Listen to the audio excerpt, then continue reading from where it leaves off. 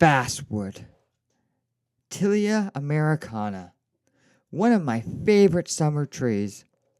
This tree is also known as the Basswood tree, which I will explain that one later. As some may call it, the American linden tree. When grown in forests, they often have straight branch tree trunks. When grown out in the open, they have wide spreading branches. This tree spreads readily through copicing, and often there are multiple shoots coming out from the base of the tree. So multi-stemmed trunks are often found in forests. I must mention that these trees have large root systems. The tree adds between 12 to 24 inches in height annually.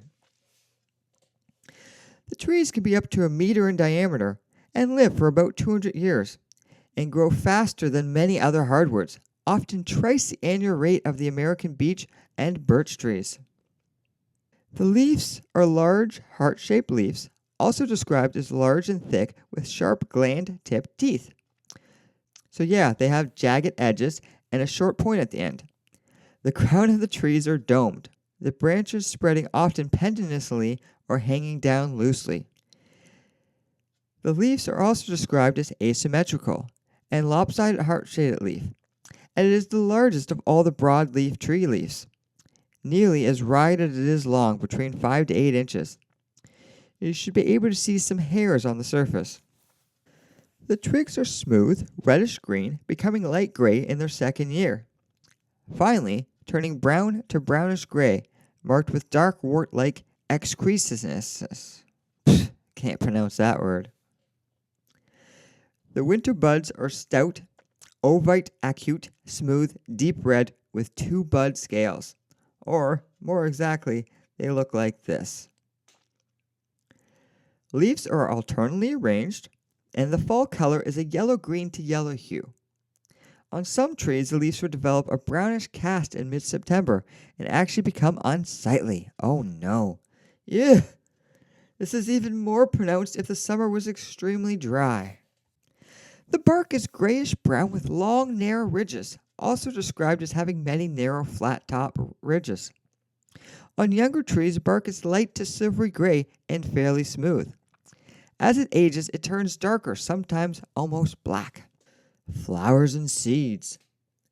The basswood has a small yet very fragrant yellowish-green flower. One of my favorite smells on the planet. The flowers are attached and hung from the center of a leaf-like structure known as a bract, with a grayish-brown fruit. The seeds are in a hard, dry, and hair nut-like fruit.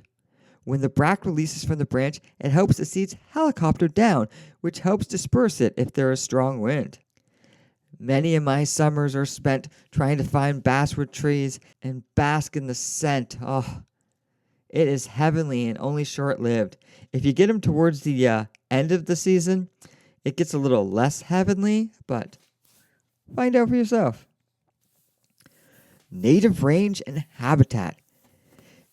The basswoods are native from eastern North America, southeast Manitoba to New Brunswick, all the way to Oklahoma and over to South Carolina. Basswoods thrive in moist areas but will tolerate sandier soils. It prefers a pH range of 4.5 to 7.5. So you better get out there and measure that pH range. I mean, no one actually does that, but you can. Much like me, it prefers cold winters and warm summers. So it is a very common tree in southern Ontario. Uses. I've had a few people argue with me that the basswood is a useless tree. I disagree. Commercially, it is prized for its light, workable wood. It is used for small specialty items like crafts, carvings, pulp, and musical instruments. It is also an excellent ornamental tree. It is one of the lightest hardwoods, and its odorless quality makes it great for many purposes, including wooden utensils and furniture. I also know it is highly sought after as one of the woods used to one of those friction-based fire methods, like the bow and string. I'm not entirely sure. I know my friend was asking me to help him find some basswood so he could try to start a fire. I gave him my lighter. It is also a tone wood used in the manufacture of solid body guitars. It is quite popular in heavy metal instruments. This could be because of its tonality helps level out the tinny sound associated with those dreaded tremolos and Floyd Roses that many modern rock and metal players use, like myself. My one bass is a basswood. The leaves are said to be high in nutrients and commonly used in tea for their medicinal properties.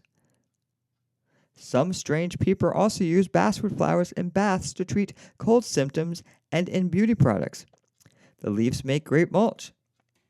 Hand carving is what commonly comes to my mind when I think of basswood being used commercially. I know lots of the Native American carvings are done using basswood. There are some wildlife benefits to the basswood trees. They provide food and habitat to many wildlife species such as white-tailed deer. They like to browse the basswood stems. Also, chipmunks, mice, and squirrels love them.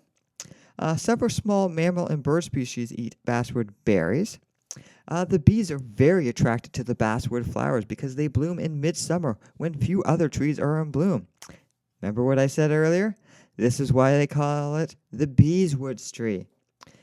You can even buy honey that is specified as basswood honey, which means that the bees mostly made their honey from basswood trees. I don't know how they do it.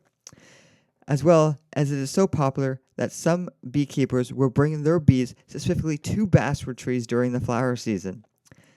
The honey is a mildly spicy flavor, and I have a jar of it upstairs. It's actually quite tasty.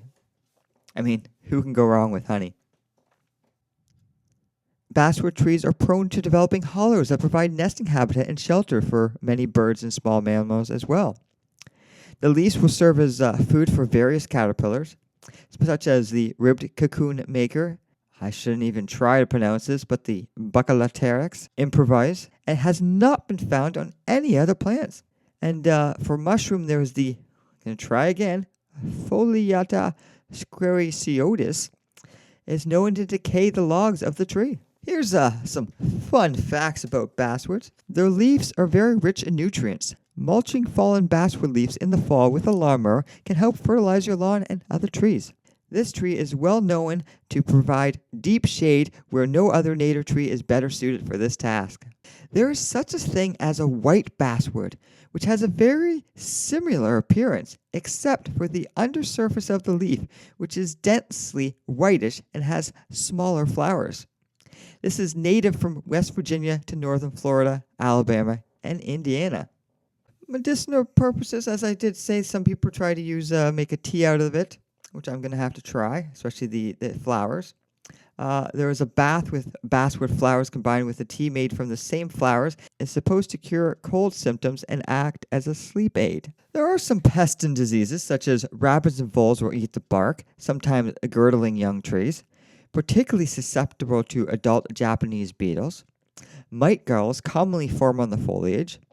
Powdery mildew, verticillium wilt, linden aphid, elm calligraphia, Europea linden bark borer, linden borer, walnut lacebug, basswood leaf miner, elm sawfly, thripes, galls caused by the Eriophyid mite, scales, and linden mite, and often are serious problems.